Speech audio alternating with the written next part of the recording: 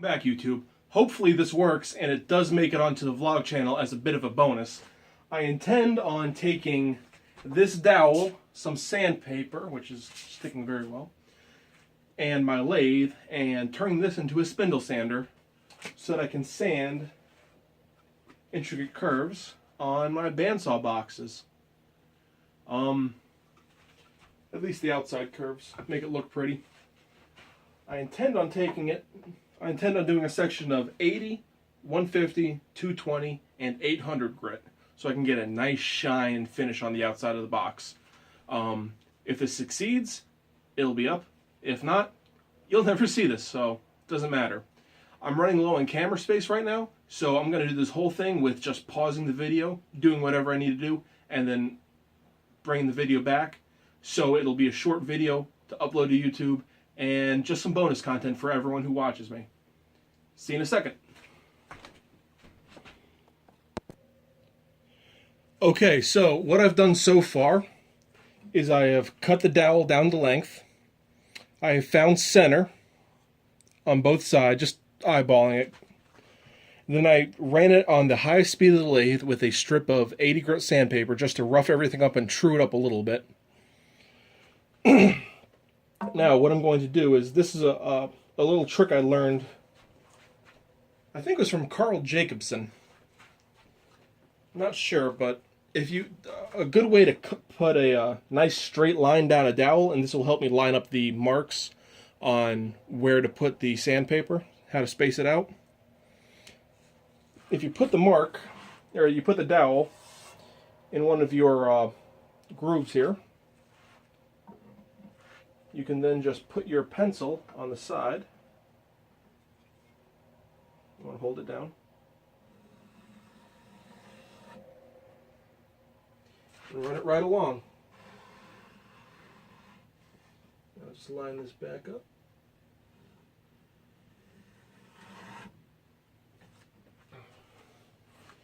A nice straight line, as long as you don't screw up. If I had a bigger table, it would just be one mark. I had to reline it up in here, so. But that's straight enough for the purposes I have. I also cut the sandpaper into strips wide enough to go around it, and then just a hair extra. You don't want it to go too much because you want as much sandpaper as you can. And actually it'd have to be overlapped the other way. Now as the lathe spins this way, now this will overlap that, just a smidge. And I should get a nice continuous sanding surface. So what I'm going to do is I'm going to show you how I'm going to apply the spray adhesive, and then these will be marked out, and I'll roll the sandpaper on, see what happens. Back in 1 second. You won't even notice. Alright, one thing I did, just so you guys can see this real quick, is I put the mark, there's the mark, and then I marked down 4 inches, 4 inches, 4 inches. And then what I did is I just took the pencil and held it to the tip there and rotated it by hand. I don't have a tool rest yet. I'm still waiting on Scranton Craftsman to get that back to me. But this gives me, they're not perfect marks, but they're close enough for what we're doing. This doesn't have to be an exact science. It's just to try and get the sandpaper on there straightish. So let me show you how I glue up the sandpaper, and we'll apply it. Okay, and this is just my cutting table here. I try to keep the pieces aligned as much as possible to prevent any as much overspray protection as I can. This is just a cheap piece of MDF my little brother gave me. I use it as an all-purpose cutting board. The other piece he gave me is right now the top for my homemade table saw, which needs to be replaced. But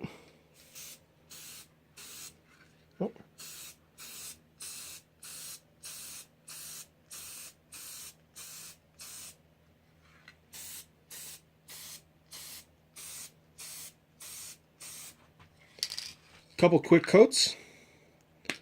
Let it get slightly tacky for a minute. You can actually see the small amount of overspray we have right here. But that's fine. This is just a cutting board anyway, so it's not that big a deal. And let me readjust the camera, and we'll see how well this worked. Alright guys, now, if this works, I should, let's see, this piece turns this way, so this piece needs to be the last, so it's going like this.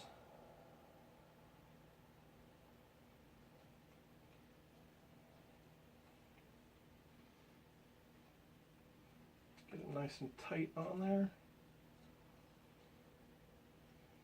I only want to do this once if possible.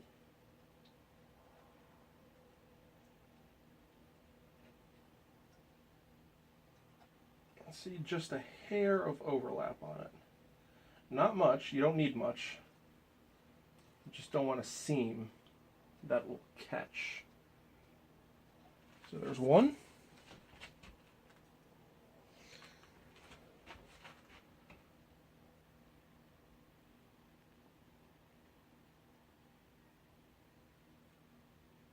Stagger this back just a little bit. That straight line was just to line up the marks here. Let's get everything on here nice and tight. You want to keep the sandpaper on here as tight as possible. You don't want any bubbles if you can avoid it.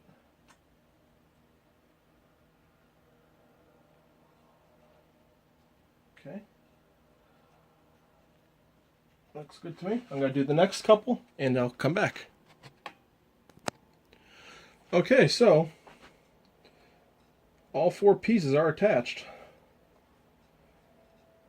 Seems like it's going to be holding very well. I'm going to just keep pushing down these seams just a hair. And I will give it a couple minutes to set up. And then we're going to try it out. See if this is a success or a failure. See you in a couple. Alright YouTube, I am back. I did take a quick walk outside because this shop, even though I'm working at night and it's just one person in here, sometimes it gets hotter than Satan's taint in here. So, you know, just make sure you hydrate, you take a walk, take a few minutes to clear your head before you rush into something.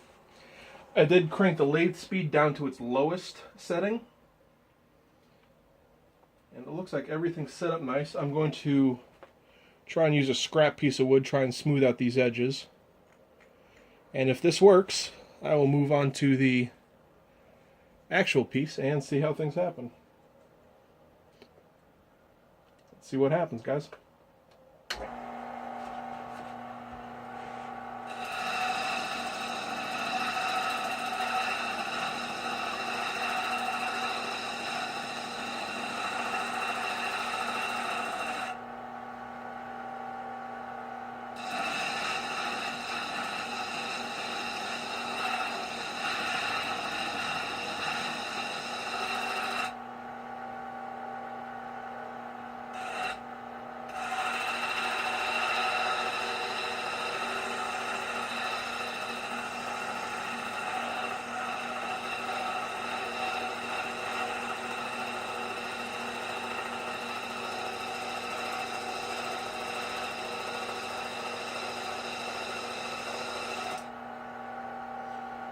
Well, didn't tear off yet.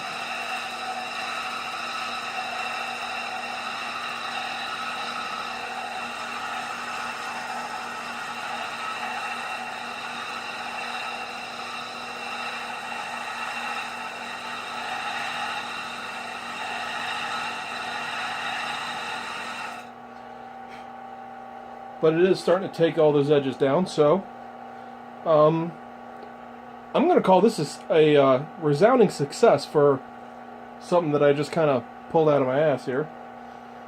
So, awesome. I think I'll crank this up to a higher speed show you guys what that looks like. And then we can wrap this up. 1 second.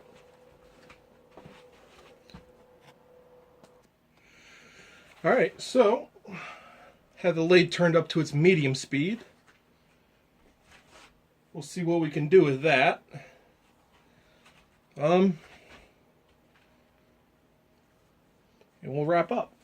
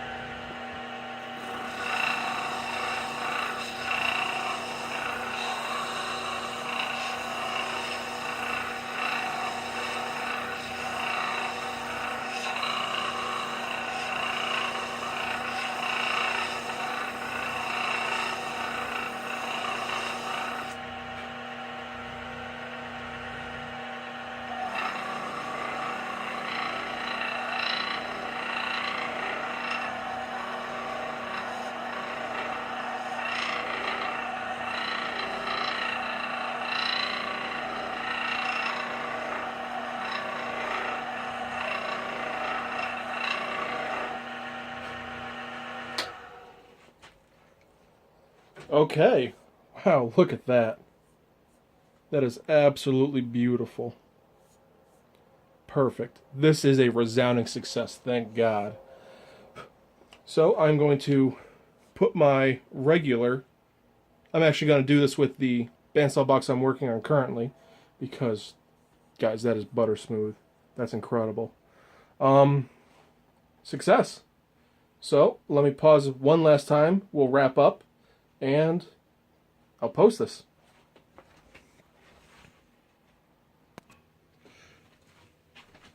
Alright, YouTube, so it works. This will be a bonus video going onto my shop update page, labeled Chris Knight. This will become a project video, and I will add some links in the description and stuff when it does. But it worked. It actually worked very nicely. So I'm quite surprised, actually, because most of my half-cocked ideas usually fail miserably. I mean, they're learning experiences, but they fail. So, if you guys have any suggestions on how to make that better, please leave that in the comment section. Otherwise, please like, comment, subscribe, and I'll see you next time.